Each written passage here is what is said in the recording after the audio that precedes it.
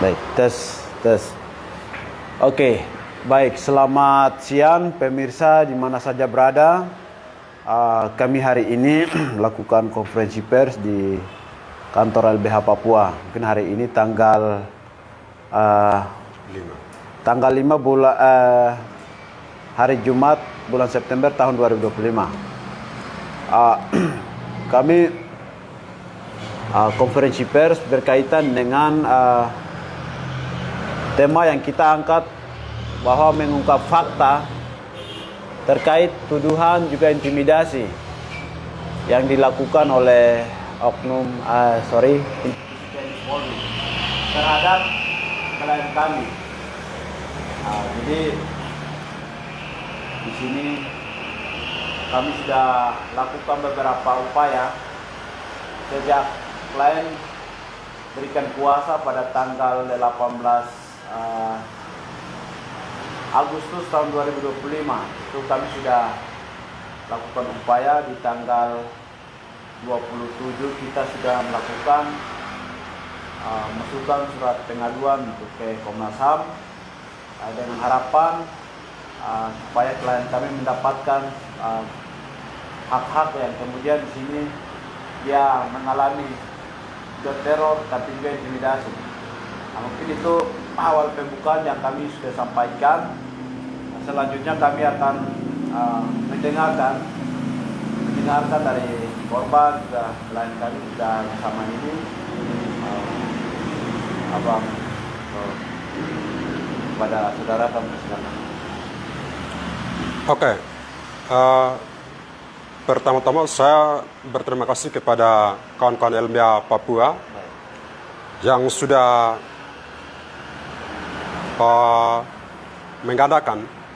melakukan konferensi pers pada hari ini, dan saya Jordan Nyamukarunggu hari ini saya mau memberikan apa yang terjadi terhadap saya yang dilakukan oleh pihak-pihak dalam hal ini adalah pihak kepolisian, intelijen, dan Tentara Nasional Indonesia. Dan hari ini saya akan memberikan informasi berdasarkan landasan hukumnya adalah Undang-Undang Nomor 14 Tahun 2008 tentang keterbukaan informasi. Karena saya melihat bahwa apapun yang terjadi di Papua ini selalu memutarbalikkan fakta yang terjadi di Papua. Jadi saya pikir bukan hanya saya yang mengalami soal ancaman intimidasi, teror, dan juga memberikan fitnah-fitnah atau tuduhan kepada saya, tapi juga apa yang saya alami juga akan dialami oleh rakyat dan bangsa Papua Barat Sorong sampai Samrai. Maka hari ini saya akan memberikan informasi supaya masa luas dan juga lembaga-lembaga bantuan hukum, lembaga-lembaga perlindungan hak asasi manusia, dan juga media massa mengetahui bahwa apa yang mengalami oleh saya dan juga rakyat Papua. Jadi mungkin soal intimidasi dan teror ini bukan hanya baru kali ini, tahun ini, tapi semenjak saya masih SMA di Bali tahun 2016 itu mulai terjadi soal pemeriksaan identitas yang dilakukan oleh pihak kepolisian. Kepolisian itu hanya soal mempertanyakan asal suku dan soal kegiatan seperti apa dan lain sebagainya. Itu pernah dialami oleh pangkuan SMA. Dan setelah itu saya melanjutkan perguruan tinggi di Universitas Mataram tahun 2019. Itu sering terjadi soal intimidasi dan juga soal penangkapan. Dan saya juga pernah memberikan soal pasal makar. Dan saya mempelajari soal pasal makar itu seharusnya tidak perlu memberikan kepada terutama mahasiswa ya, karena mahasiswa memiliki jaminan hukumnya, yaitu soal Undang-Undang Kebebasan Akademik, Undang-Undang nomor 12 tahun 2012. Ya, itu soal jaminan untuk mahasiswa. Jadi ketika mahasiswa menyampaikan pendapat di muka umum atau memberikan gagasan, pikiran-pikiran, itu tidak perlu ketakutan oleh pihak negara, dalam hal ini soal kepolisian dan juga dari pihak kampus ya. Kemudian setelah saya selesai dari kampus Universitas Mataram tahun 2023 dan saya kembali ke tanah air Papua, itu mulai bulan Januari tahun 2024 itu orang yang tidak kenal sering mempertanyakan status saya dan memberikan tuduhan juga bahwa apakah saya adalah anggota KMPB atau TPMPB. Itu terjadi mulai bulan Januari tahun 2024. Dan ketika saya mempertanyakan, mereka mengatakan bahwa mereka mengaku bahwa kami dari KS Bangpol ya. Itu tahun 2024. Kemudian perjalannya waktu pada tanggal 18 Januari tahun 2025, ini tahun ini. Ini ketiga presiden yang baru terpilih, Prabowo Subianto, dia mengirim anggota dalam hal ini dalam militer Indonesia di daerah saya, dalam hal ini di Jugru, di wilayah Dugama. Ketika mereka turun di Jugru, mereka mempertanyakan warga Jugru bahwa menyebutkan nama saya, lalu mempertanyakan keberadaan saya dan lain sebagainya. Saya pikir ini merupakan soal intimidasi dan teror yang dilakukan oleh pihak militer Indonesia. Bukan hanya itu, tapi juga pada tanggal 11 Februari tahun 2025 itu dihadiri oleh pihak kepala kampung yang ada di sana, karena di Jugru ini ada 14 kepala kampung, kemudian satu distrik, yaitu distrik Mebrok. Jadi pada tanggal 11 Februari tahun 2025 ini yang hadir adalah beberapa kepala desa, kemudian kepala distrik dan juga warga kampung yang ada di sana. Dan waktu itu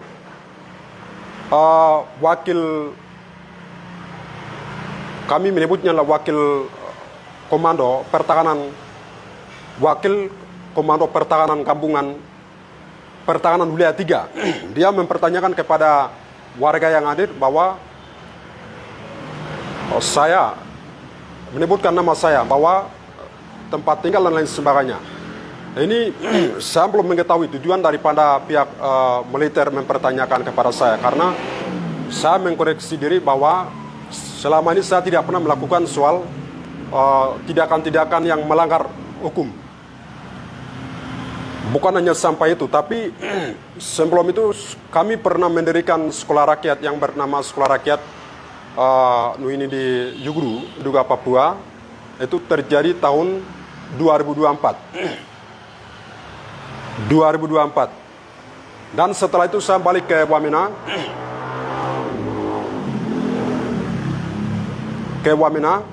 Dan pada tanggal 5 April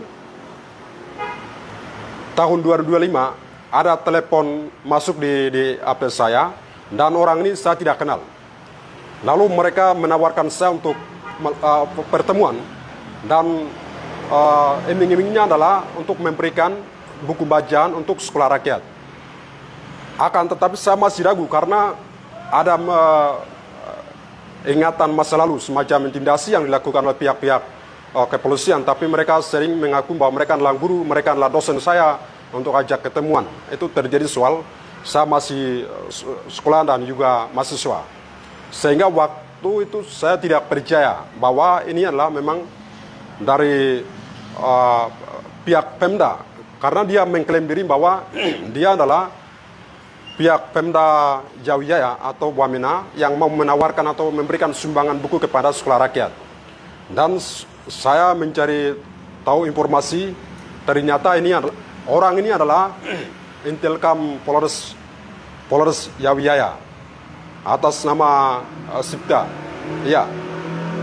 Setelah itu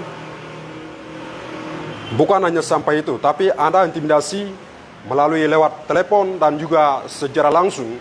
Ini yang dilakukan oleh yang mengatasnamakan tim pembebasan pilot, ya, pilot yang disandra oleh TPMPB Kondap 3 Duga Mandarakma tahun lalu.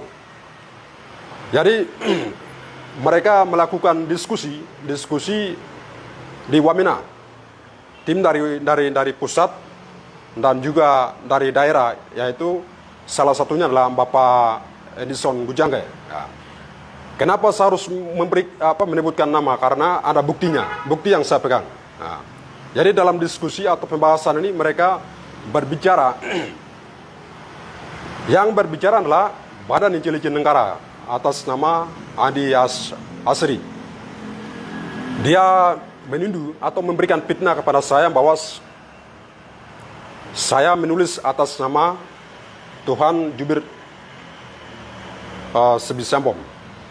Ya, ini pada tanggal 9 Juni tahun 2025 mereka memberikan fitnah kepada saya, dan saya minta untuk memberikan klarifikasi, tapi sampai hari ini belum ada memberikan keterangan atau klarifikasi soal tuduhan terhadap saya. Jadi semacam fitnah, ancaman dan teror ini, saya kalau dibiarkan ini, saya memberikan ruang kepada pihak-pihak yang untuk melakukan kejahatan kemanusiaan. Maka saya melaporkan kepada kawan-kawan LBH Papua supaya mereka bisa memberikan soal perlindungan hukum. Ya, karena saya melihat bahwa soal tuduhan dan fitnah yang dilakukan oleh BIN bersama negosiasi pembebasan pilot itu dilegitimasi oleh atau dikonsumsi oleh masyarakat. Itu dibuktikan dengan beberapa grup-grup yang saya ikuti yang dibuat oleh orang Papua. Itu menyebut bahwa saya adalah kerja sama dengan TPMPB. Ya. Karena saya pikir TPMPB ini adalah organisasi yang memiliki ADRT atau punya aturan. Jadi kami tidak bisa terlibat dalam TPMPB dengan tanpa rekrutmen. Nah, jadi saya ada statusnya warga sipil, namun saya juga punya hak untuk memberikan perlindungan, keamanan dari ancaman ketakutan dan lain sebagainya. Karena ini sudah menjamin dalam Konstitusi Negara Republik Indonesia, semacam pasal 28 sampai dengan 28A sampai dengan ya. Jadi yang semacam salah satu bukti adalah pada tanggal 24 Juli 2024 itu salah satu mahasiswa, saya tidak menyebutkan namanya, tapi kalau berulangi berarti saya akan memberikan nama. Tapi hari ini saya hanya tidak menyebutkan nama tapi menyebutkan. Dia menyebutkan bahwa saya Jordan Karugu adalah bagian dari TPMPB atau dia kerja TPMPB. Karena saya pikir memang benar itu harus berdasarkan dengan bukti atau fakta. Kalau hanya memberikan asumsi atau pikiran-pikiran, itu adalah merugikan orang lain. Ya. Jadi saya pikir itu. Terima kasih. Baik, terima kasih. Korban atas nama Jordan yang mana sudah diberikan keterangan juga klarifikasi yang mana dia alami sendiri, di mana sejak tahun 2017 atau 18 di bangku studi SMA di Sinaraya Bali. Di sana sempat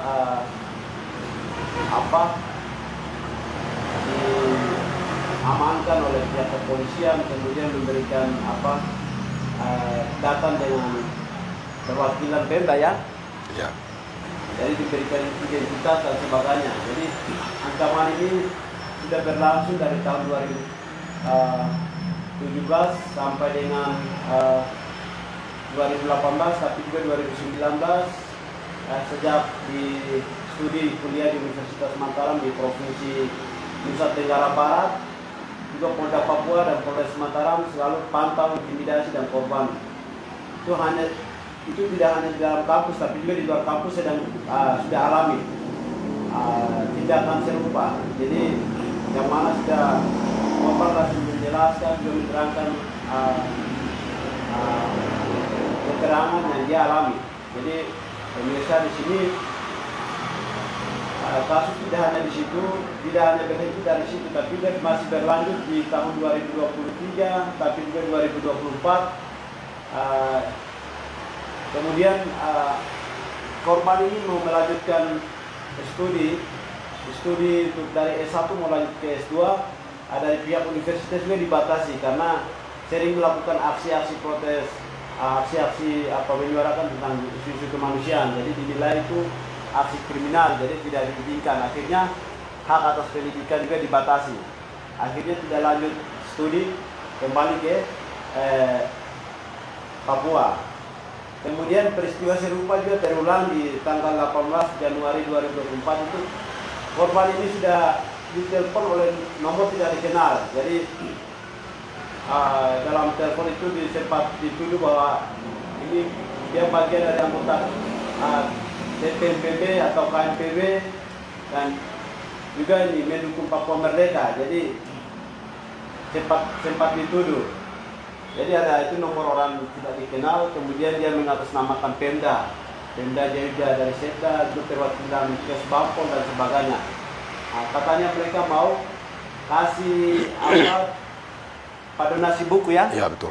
Kebetulan klien ini satu punya kepedulian terhadap generasi Papua, lebih khusus di Kabupaten Duga, karena dengan beberapa tahun dari 2018 sampai dengan ke sini karena terjadi pasca penembakan ke sini ke sana, rakyatnya kemudian mengungsi di Wamena. Akhirnya salah satu anak Papua yang punya jiwa kemanusiaan bagaimana mau merayakan atau mendidik anak-anak generasi bangsa Papua, dia membuka satu sekolah rakyat. Nah di sana aktivitas itu dipantau oleh pihak-pihak yang kemudian berseberangan pendapat. Okay. Dia dapat ditelepon, kemudian diminta untuk ketemu, mau lakukan open donasi. Kemudian beberapa waktu kemudian, nomor yang tadi ditelepon rupanya nomor itu dari Kasat Reskrim di Polresta Jaya. Jadi kami bisa mengungkap bahwa dari apa yang dialami korban itu tidak hanya di situ, tapi dilanjutkan juga tanggal 5 April 2025 itu sempat ditelepon dari nomor tidak dikenal. Kemudian mereka mengaku dirinya adalah perwakilan Pemda dari protokol bupati, mau menyerahkan buku rakyat juga. Jadi diajak ketemu dan sebagainya, namun korban dia tidak memilih untuk tidak ketemu. Jadi tidak hanya itu, ada lagi di tanggal 9 Juni 2025 kemarin itu ada yang tadi sudah disebutkan, ada tim dari Jakarta dibuat, dan di sana ada salah satu toko dari Duga itu atas nama Edison Tiangge bersama orang pusat yang datang itu Andi Asari ini. Mereka tim dari Jakarta kemudian mau lakukan pertemuan. Dia juga mengatakan bahwa antisipasi adalah adiknya Janini Nyamuk Karungu dan istrinya korban juga yang dituduhkan kepada korban hari ini. Jadi mereka menyebutkan bahwa korban hari ini klien kami sebagai jubir TPNPB atau Sedi Sambo yang mana bekerja sama, tapi semua yang omongan itu tidak fakta, artinya itu tuduhannya tidak benar. Jadi yang mana klien sudah sebutkan, hanya dia punya satu misi, bagaimana dia mau memberdayakan atau mendidik rakyat Papua. Kemudian dia buka satu pendidikan sekolah rakyat. Program itu sedang berlangsung hari ini. Nah dari dasar itu, berdasarkan kronologi yang kemudian klien sebutkan, kami sudah juga melakukan beberapa analisa yang menunjukkan bahwa pelanggaran hukum yang terjadi dalam kasus yang tadi sudah disebutkan itu bahwa berdasarkan Undang-Undang Nomor 39 Tahun 1999 tentang Hak Asasi Manusia, peraturan ini menjadi landasan bagi Komnas HAM juga menjalankan tugas sebagai lembaga yang berdiri terfokus untuk melindungi dan memajukan hak HAM terhadap warga negara. Jadi kita sudah menemukan di mana pelanggaran hukum juga pelanggaran HAM yang dilakukan oleh institusi TNI Polri. Yang pertama adalah tindak pidana meneror atau intimidasi secara memaksa dengan kekerasan juga ancaman kekerasan yang mana diatur dalam pasal 335 KUHP. Kemudian pasal 310 KUHP pencemaran nama baik. Kemudian di sana juga mengatur tentang perbuatan menyerang kehormatan juga nama baik dengan menuduh sesuatu yang sebenarnya tidak benar. Kemudian pasal 433 ayat 1 Undang-Undang Nomor 1 Tahun 2003 pencemaran nama baik. Pasal ini juga merupakan perluasan dari pasal 310 KUHP yang juga mengatur tentang pencemaran nama baik termasuk dalam bentuk tulisan. Kemudian juga pasal 311 KUHP fitnah juga tuduhan yang tidak benar itu dilakukan dengan sengaja atau disebarkan dengan maksud pencemaran nama baik, maka pelaku bisa dijerat pasal fitnah. Juga Undang-Undang ITE pasal 27 ayat 3, bahwa pasal ini mengatur tentang pencemaran nama baik yang dilakukan melalui media elektronik atau seperti media sosial. Juga yang keenam nomor Undang-Undang ITE pasal 29 contoh pasal 45 bagian B Undang-Undang 1 2024 jika tidak tindakan teror atau intimidasi yang dilakukan melalui media elektronik juga memberikan informasi elektronik atau dokumen elektronik yang berisi ancaman atau kekerasan, menakut-nakuti atau ditunjuk secara pribadi. Itu masuk temuan pelanggaran yang dilakukan oleh oknum yang kemudian mengatasnamakan Pemda, tapi juga mengatasnamakan Polri dan itu. Jadi ini selama rentetan waktu dari tahun 2017 hingga saat ini, tindakan teror itu sampai hari ini mengalami oleh klien kami. Sehingga dengan atas dasar fakta yang kemudian klien sudah menyebutkan bahwa hak atas perlindungan hukum dan kepastian hukum adalah itu menjadi sebuah tanggung jawab negara yang mana dijelaskan dalam pasal 28D ayat 1 Undang-Undang Dasar 1945 bahwa menjamin setiap orang berhak atas pengakuan dan jaminan perlindungan dan kepastian hukum yang adil serta perlakuan yang sama di hadapan hukum. Namun dalam kasus ini klien kami atas nama Jordan yang kurungku mendapatkan tindakan teror dan intimidasi yang dilakukan oleh oknum TNI dan Polri dan membatasi kegiatan klien kami membangun sekolah alternatif yang bagi warga di Kabupaten Dugama. Juga di pasal Undang-Undang HAM nomor 39 tahun 1999 menyatakan perlindungan juga pemajuan hak asasi manusia serta menetapkan pertanggungjawaban pemerintah dalam pelanggaran HAM, tindakan meneror dan intimidasi yang dilakukan oleh TNI Polri merupakan pelanggaran hukum yang dilakukan terhadap klien kami atas nama Jordan Nyamukarongo. Juga ada hak atas kebebasan berpendapat dan berekspresi di mana dalam pasal 28E ayat 3 Undang-Undang Dasar 1945 menyatakan bahwa setiap orang berhak atas kebebasan berserikat, berkumpul juga mengeluarkan pendapat, bahwa tindakan intimidasi atau ancaman yang dilakukan adalah melanggar hak asasi masyarakat dan menyampaikan pendapat di muka umum. Juga dijelaskan dalam pasal 19 ayat 2 Konvensi Internasional tentang hak sipil dan politik yang telah diratifikasi pemerintah Indonesia menyatakan bahwa setiap orang berhak atas kebebasan berekspresi, hakim juga termasuk kebebasan untuk mencari, menerima, dan juga menyebarkan informasi. Tapi juga gagasan dalam bentuk apapun tanpa memandang batas negara, baik secara lisan, tertulis atau media cetak, dan juga bentuk karya seni atau melalui media lainnya menjadi pilihannya. Jadi berdasarkan itu kami juga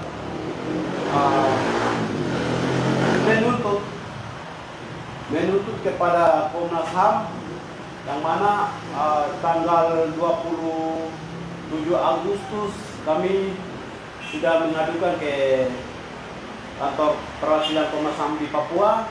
Kami meminta Komnas segera memproses kasus yang dialami oleh klien kami dan memberikan sebuah teguran kepada institusi Polri juga TNI supaya menghentikan aksi teror juga, tapi fitnah tuduhan yang tidak benar dilakukan terhadap klien kami.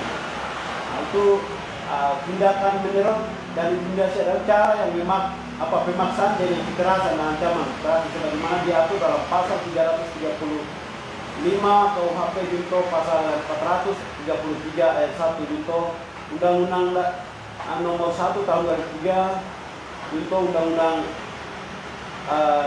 pasal 311 KUHP dan seterusnya. Pelanggaran hak asasi manusia, hak atas perlindungan dan kepastian hukum terdapat dalam pasal 28B ayat 1 Undang-Undang Dasar 1945. Atas dasar itu kami juga meminta kepada institusi kepolisian tapi juga TNI segera menghentikan segala aksi teror juga tuduhan yang tidak benar kepada klien. Bahwa negara ini adalah negara hukum, segala aktivitas apapun kemudian menjadi tumpang tindih atau berseberangan dengan pendapat pihak manapun, kami ada cara untuk bagaimana menyelesaikan. Kemudian minta pendapat juga, klarifikasi itu penting. Tapi kami juga menuntut kepada pihak-pihak juga masyarakat yang kemudian bekerja sama dengan institusi Polri, kemudian datang meneror ke rumah klien kami untuk cari keberadaan, segera hentikan itu. Kami tetap akan kawal, juga tetap pantau semua aktivitas klien, dan dengan harapannya bahwa aksi ini bisa tidak dilakukan lagi di kemudian hari. Ini menjadi tuntutan kami pada kesempatan sore ini. Mungkin sebelum kami tutup, ada hal-hal yang perlu mau disampaikan. Ada tuh? Sudah. Tidak. Oke. Baik. Terima kasih banyak semua pemirsa yang ada di mana saja. Kami sudah lakukan konferensi pers berkaitan dengan kasus intimidasi juga teror yang dialami oleh klien kami. Semoga dengan ini memberikan jaminan juga kepastian hukum terhadap klien. Saya Imanus Tomba, staf Lembaga Bantuan Hukum Papua, menyampaikan semua selamat sore dan selamat beraktivitas. Terima kasih. Wah, terima kasih.